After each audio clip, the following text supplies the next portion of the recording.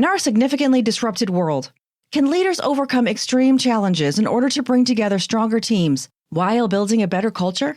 In this episode, I speak to David Burkus, best-selling author of 4 books and one of the world's leading business thinkers, about healthy work conflict, the impact of our human networks, and what it really takes to build a positive company culture.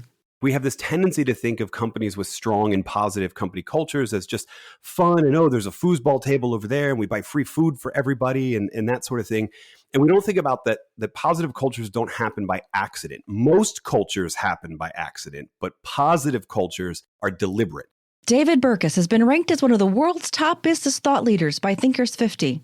He is a sought-after international speaker, and his TED Talk about knowing how much your coworkers are paid has been viewed over 2 million times.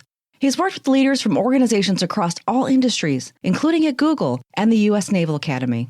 So, want to learn more about how to optimize your team and your culture during difficult times? Let's discuss. I'm Rebecca Scott, and this is Humans Now and Then.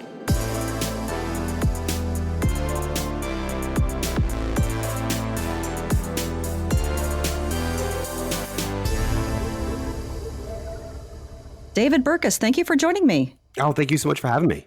I'm so excited to have you on today. And we had a little bit of a side conversation before we started recording here. There's so many things that I see David put out in the world that I agree with wholeheartedly, but I also feel like I learned so much from it. So I'm so excited to have you here to talk about some of this stuff and some of your books and some of your writings and some of the things that you research. Oh, it's my pleasure. Thank you. I'm just happy when I see you click like or anything like that. I'm just happy anybody reads any of it, right? Like I started in that place of like, wow, it's so awesome that people actually, I think it's cool stuff, but I've been wrong before, right? So I'm grateful for anybody who clicks like or says any of that. So yeah, thank you so much for having me. Oh, you're welcome. But I also think it's tremendously important. And I think the COVID pandemic has done a lot of things for us to rethink how we do our work or how we structure our organizations in different ways. Our level of empathy has had to change significantly recently, just simply because so many people are facing so many different challenges and disruptions in life. So that starts to raise some of these issues that you bring up to the surface around really thinking about how to help your people be successful and meet them where they are and help your organizations move forward differently. And many of us have been talking long before the pandemic about how the old ways of work just were no longer working. Yeah. And of course, that's a big part of your game. But now more relevant than ever. And I think more people understand the need than they ever have as well. Yeah, I totally agree. I think there were a lot of misconceptions that we had about the nature of work, even on January 1st. Like if you would have told major Fortune 100 CEOs that, hey, by June 1st, all of your people are going to be working from home, they wouldn't have believed you. They also wouldn't have believed that working from home means that you need to be more deliberate and collaborative, not less so, right? But these are the things that we're all learning in this sort of forced work from. I'm at the point now where I kind of refer to it as work from anywhere, not necessarily work from home. Yeah. Because I think depending on where you live, your offices might be open again or closed, but I don't think anybody's going to go back all of the time. Even years from now, when it's all over, I think this whole situation forced us to rethink a lot of things about the role of work in our life. And now different people have different opinions on that. And that's going to change a lot of things. And all of those things make collaboration and teamwork more important, not less so, which is, again, I think a big misconception that people had even before. I was shouting things like talent flows from teams years and years ago. But I think when we all went back to our homes or apartments or whatever, and they gave us a laptop and a phone and said, you're a remote worker for the next 2 weeks, little did we know it'd be 6 months plus. I think we all thought that meant we were going to work independently more often. And, right. When people say things like Zoom fatigue is a real thing, it's because we realize that this collaboration piece is more important. And so now we're in this situation as we're recording this, where that's really what we're trying to figure out is how can we make teams work best when they're not even in the same room together, which is a big challenge. I'm a lot more optimistic now than I was a couple months ago. I should say that because we're starting to figure that out. And that message of that these things are important, that a lot of our misconception about work need to be corrected. The stuff that you and I have been talking about before this have been proven to be even more important. So that's a good thing too. Yeah, absolutely. There's so much of what you just said is true. And you're right. We're at this kind of turning point, I think, right now, where people are learning so much from the last several months of being separated from one another and how organizations have to kind of grapple with some of the things they're seeing, including all of a sudden a downward spiral, or not in some organizations. I probably shouldn't be too dramatic about it, but a downward turn in engagement in some organizations, increase in adults reporting feeling effects of mental illness. And that increase has happened significantly over the last several months. The last data I saw was 53% of adults reporting mental health impacts because of the pandemic. Yeah. These are things organizations need to consider when they think about structuring their work environment beyond the technology, beyond Zoom, beyond Teams. If we look behind just kind of the risks of working from home and having a remote workforce and folks feeling disconnected, what are some of the benefits you think or opportunities we might look for in a remote workforce? Yeah, well, I think we already sort of spoke to the idea that this was a grand realization that it's not about the tools, it's about what you use them for. Like, hey, it's great that everybody can get on Zoom or Microsoft Teams or some people still use Citrix, which really, sort of weirds me out. Yeah. They're not a sponsor of the show, right? Okay, we're No, we're good. But, it's not about the tools that we use to keep people informationally connected. It's about that sense of connection, right? All of these mental health issues. I mean, yes, they're drawn by the stress of the pandemic and that sort of thing, but they're also drawn by this from the sense of isolation. Like we've known that depression and isolation are correlated strongly, possibly causal on the isolation side coming first. So that makes these things more important. That creates an opportunity, though. And I was talking about this the other day, and I don't remember who I was talking about it with, but we were talking about culture and company culture and team culture and how do you do that in a remote environment. And I said, well, actually, I think if we're really serious about it, it might be easier. Like we have this tendency to think of companies with strong and positive company cultures as just fun and, there's a foosball table over there and we buy free food for everybody and that sort of thing. And we don't think about that positive cultures don't happen by accident. Most cultures happen by accident, but positive cultures are deliberate. And now we're all forced to actually be deliberate about not just the question isn't how do we build culture remotely, right? The question is, what do we want our team's culture to be? And then once we know that, what rhythms and habits and rituals and things do we need to put into our team's working life to create that culture? You look at an example like and there's such a cliched example. I hate that I'm bringing this up, but like a Google, for example, everybody talks about culture and they talk about the free food. Nobody talks about the fact that the free food is really there because all of the tables have 4 or more seats around them. And it's actually about encouraging people to gather over food and have conversations with people they wouldn't normally talk with. Like that's an example of we started from a deliberate place and then we took actions based on it in a co-located situation. We need to now be doing the same thing with what do we want our team's culture to be? What are our shared values and those sort of things? And then also what actions do we need to take that will reinforce that culture? It's a risk in that we have to do this deliberately and we're not all that good at it. But if we get serious about doing it deliberately, then I think you can end up having a stronger team culture with a distributed team than you can with a co-located one, because the co-located ones usually leave it up to chance. And we just did a massive research project looking at a lot of different companies, up to over 1,000 employee companies that are fully distributed. And almost all of them have great positive company cultures because the leaders realize that this is something we need to be deliberate about because it won't happen organically because our people don't see each other. Yeah, there's so much there that's so important. The point about culture transformation needing to be intentional and deliberate. And so many folks, I think, focus on the themes and try to put these messages out to help people feel better, but don't follow up with changes within the organization and how they work that really reinforce what they're trying to achieve. So you're right, it takes intention. It takes deliberate action to be able to achieve the outcomes you're looking for. And this point in time, it's tremendously important, especially for those organizations that are experiencing a decrease in employee engagement. I think some organizations, more on the command and control side, might make some level of a mistake in starting to try to monitor their employees a little bit more or make them feel uncomfortable or untrusted. And I think that's probably a mistake that I've seen some organizations start to turn towards. Oh, yeah. Yeah. Don't even get me started on the monitoring software thing. Oh, my Lord. Yeah. There's no better way to disengage your workforce than to tell them you don't trust them. Yeah. And that's exactly right. The thought is, we're trying to make sure that everybody is effective and we're trying to catch that one person out of 100 that's going to take advantage of the system. But like those people are not going to meet their objectives 30 days from now anyway. So the monitoring idea is pointless because you're going to see that failure anyway. In the meantime, you've got 99 other people who now say that exact message. You were dead on, that they don't trust me, and that's why they're doing this. I was reading a thing about software that actually uses facial recognition technology to know when your people are at their computer, right? Before, monitoring software used to just monitor what windows were open in your computer. Oh, they spent 3 hours in Outlook. They were obviously, right? Now it's whether or not you're actually, that's like, disgusting is probably the word I'm going for. But because if you haven't realized that this situation, remote work or working from anywhere, whatever you want to call it, has always required trust and autonomy. And if you don't want to recognize that now it requires even more of that, then, I don't know what to tell you. I guess buy the software and enjoy your disengaged workforce and lower productivity as a result of it, not the long-term benefits that'll serve you even better when we all get to gather back again, and it'll serve you in the future even more because you've built a culture on that trust and autonomy piece. Oh, absolutely. There's the element of human behavior that people often miss in trying to regain or maintain control in their ecosystem. And it's a mistake that organizations have made over time. But now maybe we're in this shift towards thinking differently about how we build our cultures, how we transform our cultures, how we engage our people, and thinking more about those aspects of human behavior that have been often deprioritized, or maybe even just folks don't understand the importance of those things.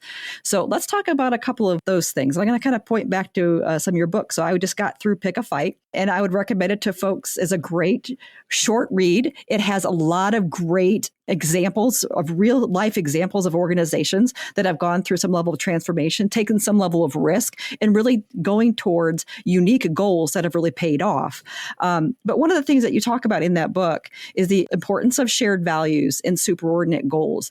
And as someone like myself, understanding the importance of strong team dynamics, I really love for you to talk a little bit about the importance of shared values and superordinate goals and getting your workforce engaged. Yeah. So a lot of this research comes from the non-organizational world. I found it actually a number of years ago, and I've always been sort of chewing on it. It started with a piece of research from Artists International, and this is a nonprofit group of researchers that, well, they study terrorists. I don't really know. There's not really a diplomatic way to say that. They study terrorists. They study ideological conflicts, so they study the Middle East conflict a lot.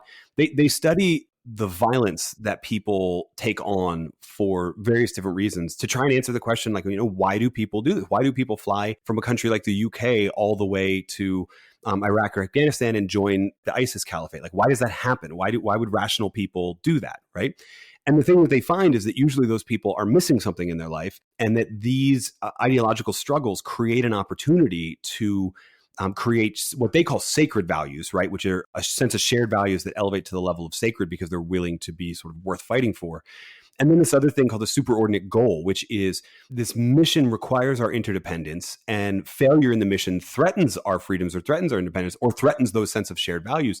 And it sort of requires people to bond in a way that they haven't bonded before. And that's what sort of creates this motivation. So then I started looking at it from the context of, okay, what's the stripped down organizational psychology, safer way to describe these same things, and found a number of different studies about the importance of those shared values and superordinate goals in particular. This idea that, if you work in an organization larger than, let's say 50 people, probably 100 people, right? If you go to medium sized business, you now have divisions and different bosses, and not everybody gets to interact with the founder of the company. And you scale that to a 50,000 person company, and you have silos and politics and turf wars. And you usually have that because there isn't a clear superordinate goal. This as an organization is what we're fighting for. This as an organization is the cause that we're sort of working towards, that makes people put aside those differences and focus on this bigger thing. And we've seen the research in superordinate goals and that bonding ability from everything. I mean, the original studies of this weren't done by Artists International. They were done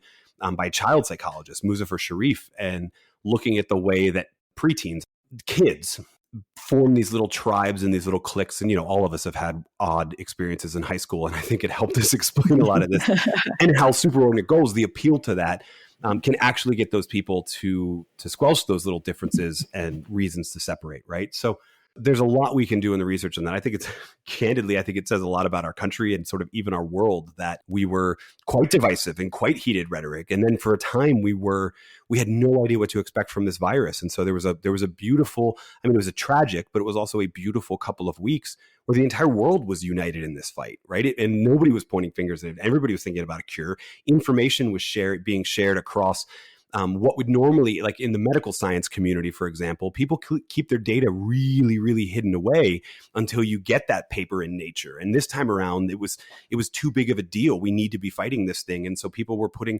preprints online and saying, hey, here's what we think, and this is what's going on.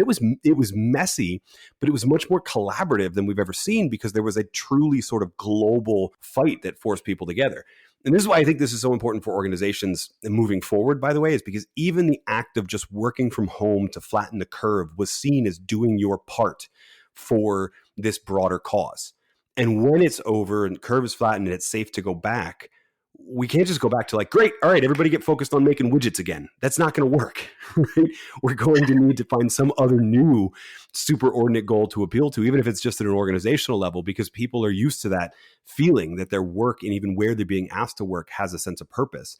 And if you don't have a plan to replace that, well, then we go right back to the silos, politics, and turf wars. Oh, yeah. And I'm so glad you brought up silos, because that's the first thing I thought about when I read this, too, is if you're an organization, you want to understand how to break down your silos. One of the first things you should try to do is figure out how those teams can work together towards a common goal. Yeah. Because it's an effective way to get people to work together. Or as you put in your book, a common enemy. Yeah. What are we trying to defeat? What is the purpose that each of us are trying to put towards something that we can work together to achieve that's meaningful? And so let's talk about purpose a little bit more, because that's another element here. And beyond just the goals and the superordinate goals that we might talk about for teams, the shared values that bring people together, there's a purpose at different levels that also brings a highly engaged team.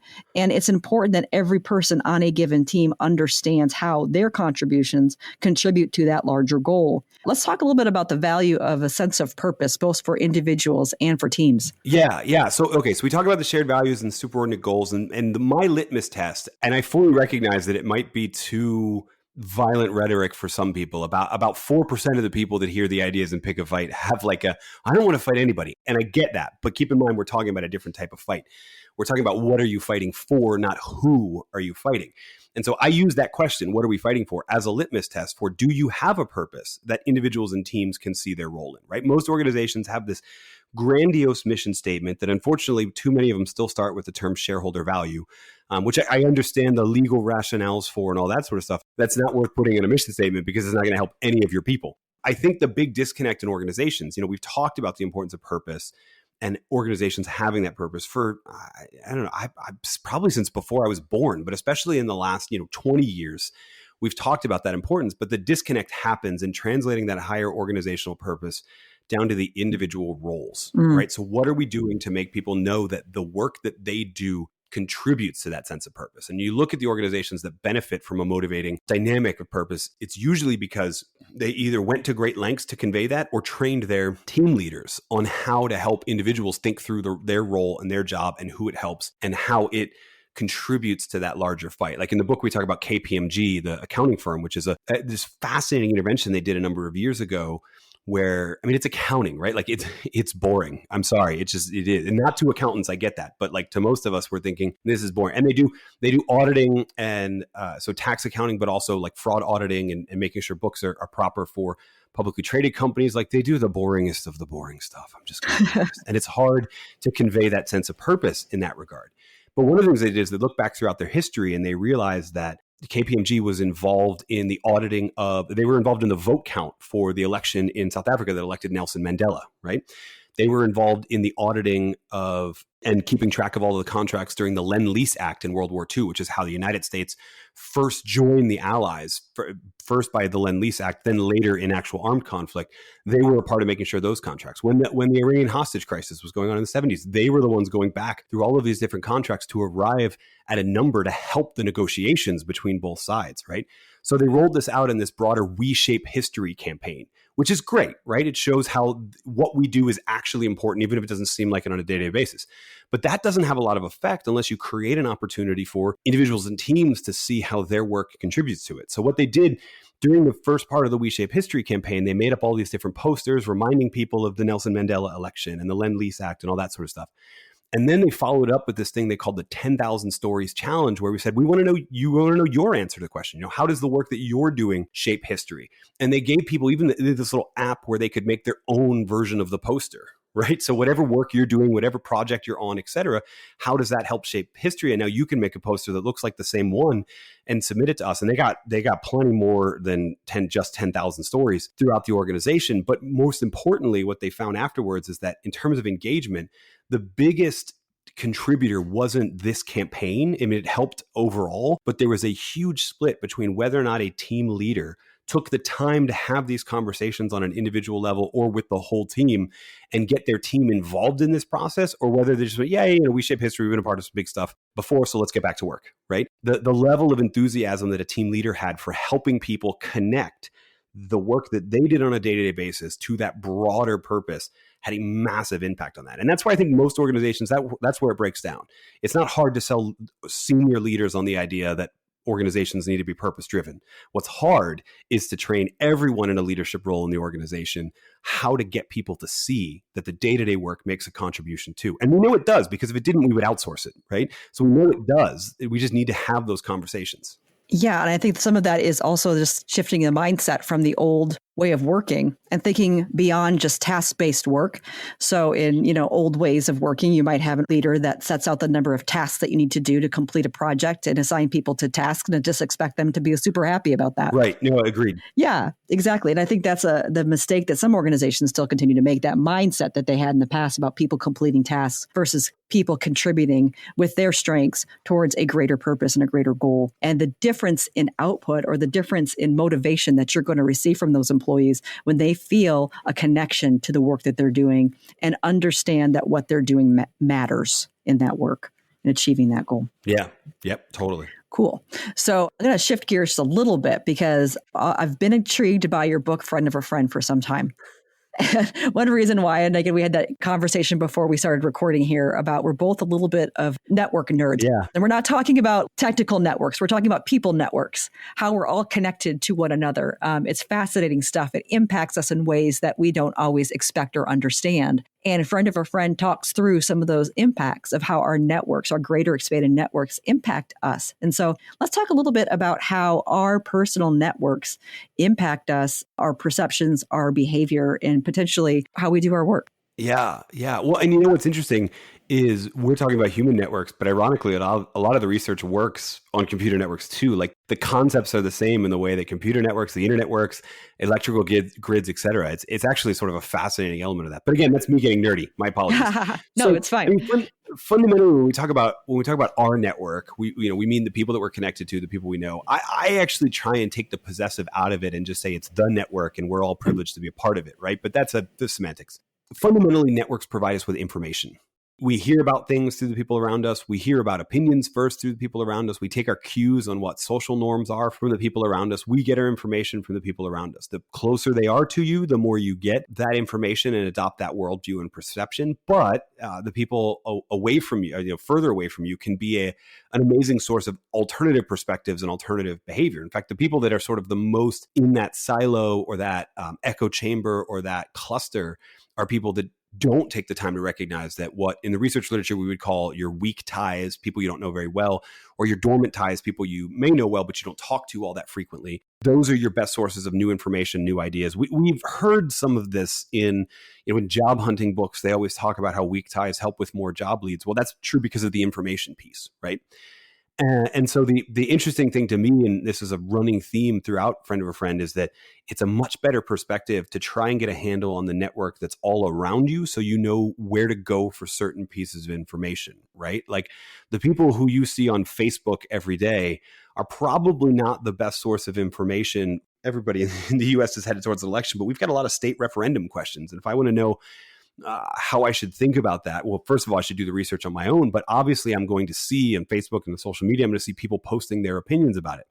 Well, the people that I talk to the most often are going to be the people that think like me. That's a good thing and a bad thing, right? We use it as a shortcut to actually thinking for a long period of time. But also, once we're aware that those echo chambers exist, we can be deliberate about seeking out the people that we disagree with and go, where are you on this issue? Because I want to understand your perspective too. And, I say that in the context of a very political question, but it happens everywhere else too. Business history is full of organizations making terrible decisions because they were in too much of an echo chamber. They only really saw things a certain way, right? Xerox invented the personal computer, but thought this has nothing to do with documents and photocopies and physical document creation. There's nothing here. Kodak invented the digital camera and thought, oh, that's fascinating, but film is better quality. This is just sort of a little distraction. No one would have believed you if you would have told the senior executives at Kodak, they're like, no. One day that little thing is going to be a better quality than a film camera, and you're going to have 4 of them on everyone's phone that sits in their pocket every day. First of all, they wouldn't have even believed you about the phone in the pocket thing, let alone the idea that there are cameras, right? But the people who worked in the technology space, they did, right? And so other companies that have been playing around with other technologies, Fuji, for example, and a lot of other Japanese companies, took that technology. They had the source of information to see the potential and developed it. So this is the big thing to me with how networks impact our perceptions and behavior. There's a risk and an opportunity here, right? The risk is that now that we know this, we allow ourselves to be sort of too echo chambered, too inside of a group of people that just make us feel comfortable. The opportunity is once we recognize that, one of the ways I like to say it often is that diversity is a network problem, right? If we want more diversity in our life, diversity of any capacity, right? Then one of the things we need to recognize is that networks aren't designed to serve you those. They're designed to serve you self-similarities. And so it takes some deliberate action to move across the network to go find the different and interact with it more often. And then you can actually leverage networks to serve you more of those people as people who think different than you move closer to you inside the network. Wow. Yeah. And there's so much. I'm trying to hold myself back from going off on that tangent on echo chambers, because I feel like we could have a whole nother episode that just discusses that topic alone. Yeah. The importance of, diversity in your network, diversity of thought, bringing different people together with different ideas, and being comfortable with healthy conflict within teams and organizations to come up with the best solution to move forward. And organizations that have figured this out have, become some of the most innovative organizations that are in the world today.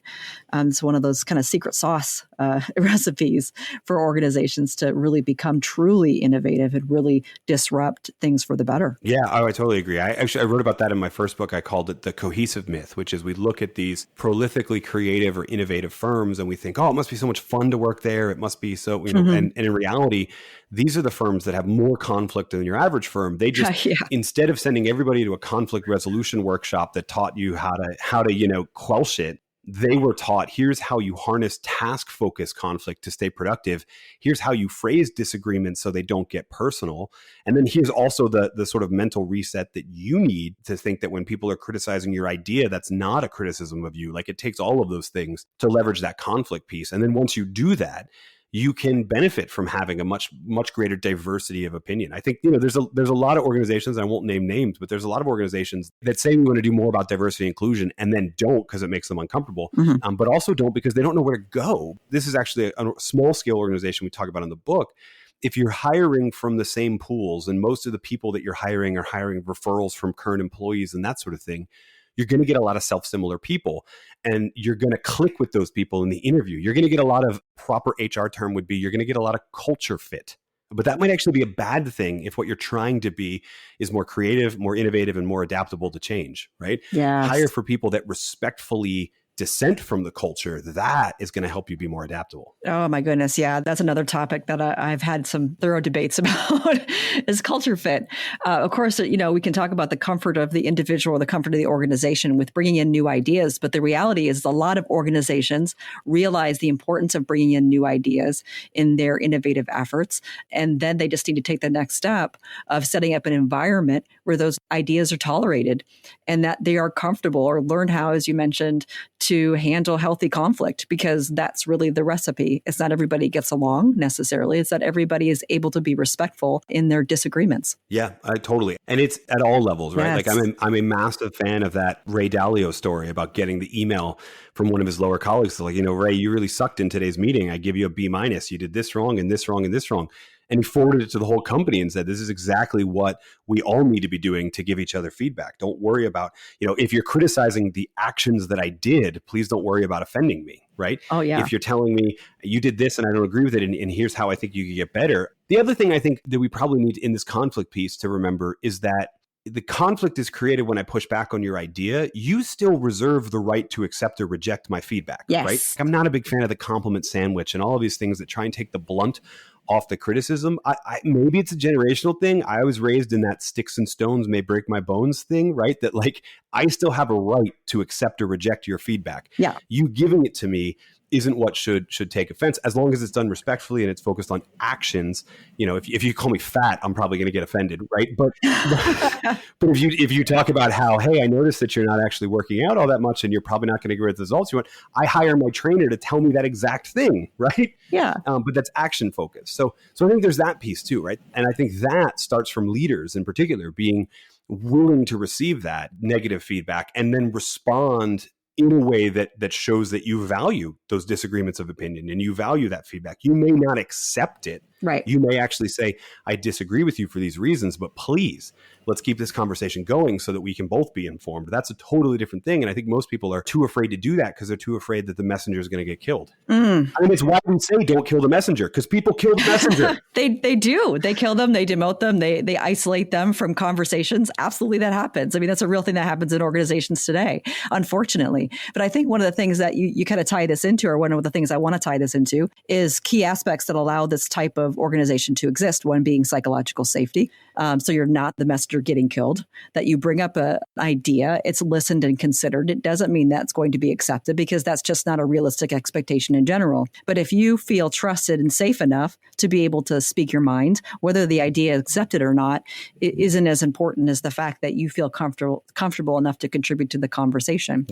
Yeah. Because the last thing you want to do is shut somebody down in one meeting, and then the next time they have a good idea, they keep it to themselves. That's exactly right. That's exactly. Yeah. And we talked about that. I didn't use the term psychological safety at the time, but we talked about it a bit in my first book, Domestic Creativity, because it's what I call the mousetrap myth, which is this idea that we have an unconscious bias against new ideas and differing information. And if you reject that'll never work because we did something similar, or the not invented here syndrome, all of those things, if you respond too quickly, they send this subtle little message that compliance is what's valued here, not new ideas. And then the irony is they hire people like me to come in and work with them because we want our people to have more great ideas. Well, I mean, if we start at the source, we can help there.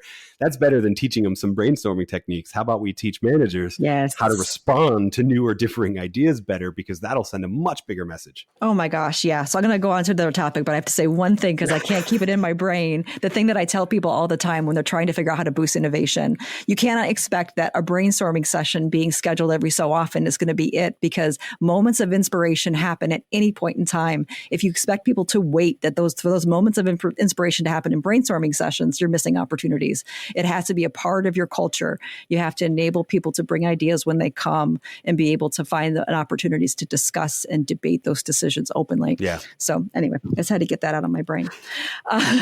So now, I'm going to switch gears again, but this is one of the things that I love to ask all of my guests, and I would love to know what you have to say about the future.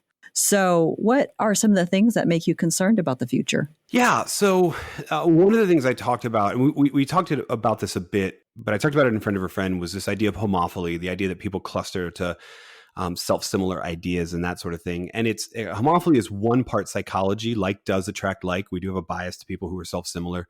And a lot of parts network, because once that little bit of self-similarity compounds, it gets worse and worse and worse. It's this sort of downward cycle. And it's possible to turn it around with some deliberate action. But I'm not seeing that right now.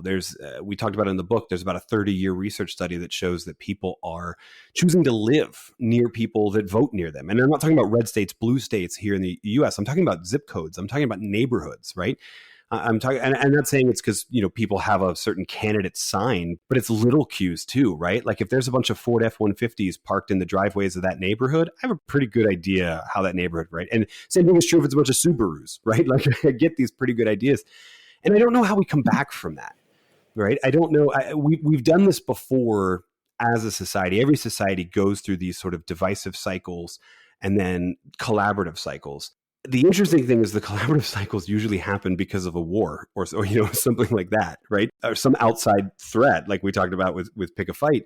And I don't know what it's going to be for us. We certainly have enough global challenges. You'd think we could pick one and use that to unite everybody, but it's not working. So that's what I'm concerned about. And I don't have the answer to that yet. I see it happening.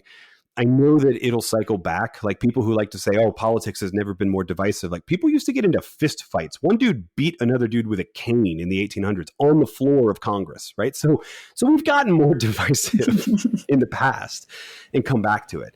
I just don't know how and I don't know when. And I feel like, especially for like, I have two little kids they're 8 and 6, and I feel like the clock is sort of running out. Like I would like to know that we are on the swing towards cohesiveness as they're approaching adulthood instead of stuck in where we currently are. Yeah, absolutely. And as a fellow parent, I share a lot of those same concerns. It's something I think a lot about. And I have to talk to my kids quite a bit because they ask me lots of questions about what they're seeing. Like my sixth grader who had the unfortunate assignment to watch the first presidential debate for social studies. Did their social studies teacher email them afterwards and be like, you know what? Actually, you don't need to write anything up. Yeah, that's a really good question. I actually haven't heard anything about it since then. And I feel kind of bad for the teacher because I think the intentions were really good. Yeah. But, that was a lot to explain. But that aside, I mean, there's obviously going to be some more things that for us to think about or where the trajectory we're going. Of course, we can hope that those trends start to kind of come back to some level of equal. I don't know what the right term is. Just like whatever feels good to. Yeah. Well, I mean, it's a pendulum, right? It always swings exactly. back. I'm getting a little tired of waiting for it to swing back. That's all. Yeah, I know. I think there's many of us that are just kind of had enough of this year and are ready to, hopefully have something better. So let's talk about the optimism for the future.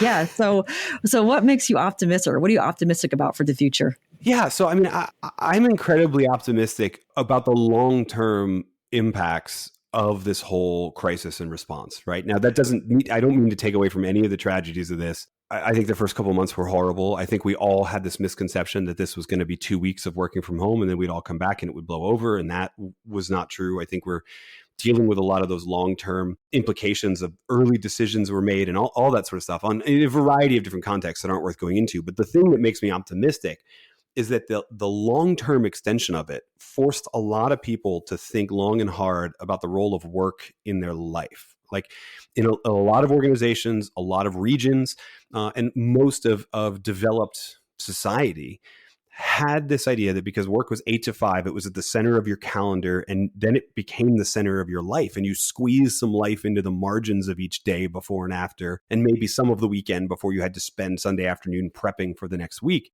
And this forced people to break that up.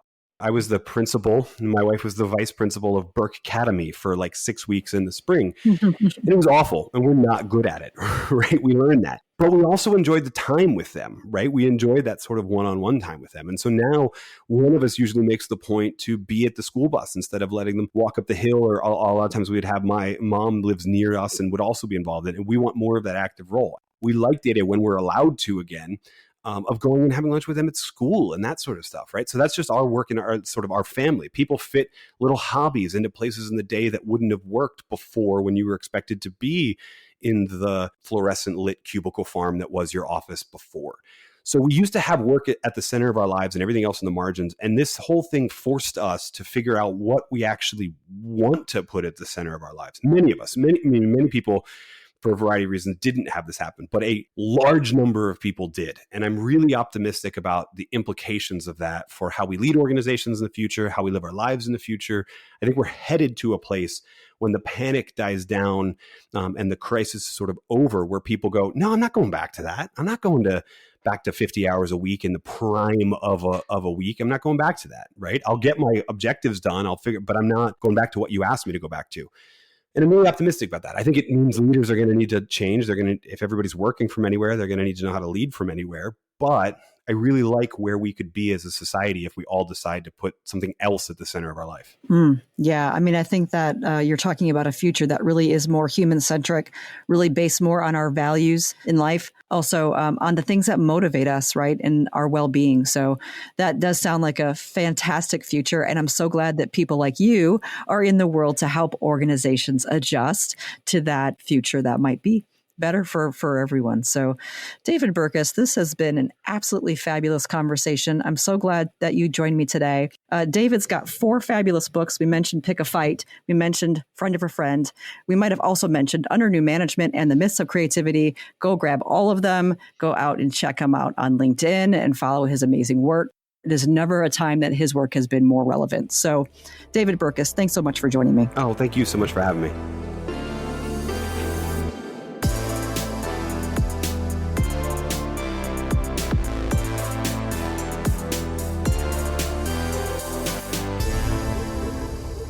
During this conversation, David spelled out several fundamental aspects of a positive company culture and an innovative, high-functioning team, such as diversity, psychological safety, healthy conflict, and honest feedback. These are critical elements for a better workplace and a more effective organization. However, these elements aren't magical, nor do they promise instantaneous change. Achieving a positive work culture takes time, intention, a bit of imperfection, and meaningful collaboration. In a nutshell, beyond the buzzwords, a positive culture will require a whole lot of hard work. But if you're not afraid of hard work, the results of such an effort will not only lead to a more effective, innovative organization, but it will also improve the lives of your employees. As the boundaries between our work and our lives become less clear, a positive culture allows for continued engagement despite distractions. It also allows for a more seamless integration between work and our lives, simply because we can be more of ourselves, unapologetically, bringing our best new ideas, our unique strengths, and our contributions to something bigger than ourselves. A positive work culture is the ideal environment to shape a better future. You know what else is needed? You. So, go on. Go help shape the future. To learn more about David Burkus and his amazing work, and to check out his free resources, go to davidburkus.com. That's David, BURKUS.com. Remember to click subscribe to Humans Now and Then. And if you're on Apple Podcasts, make sure to leave a rating and a review. I greatly appreciate it. I'm Rebecca Scott, and this has been Humans Now and Then, hosted and produced by Rebecca Scott. Episode notes can be found at humansnowandthen.com. Thank you for listening.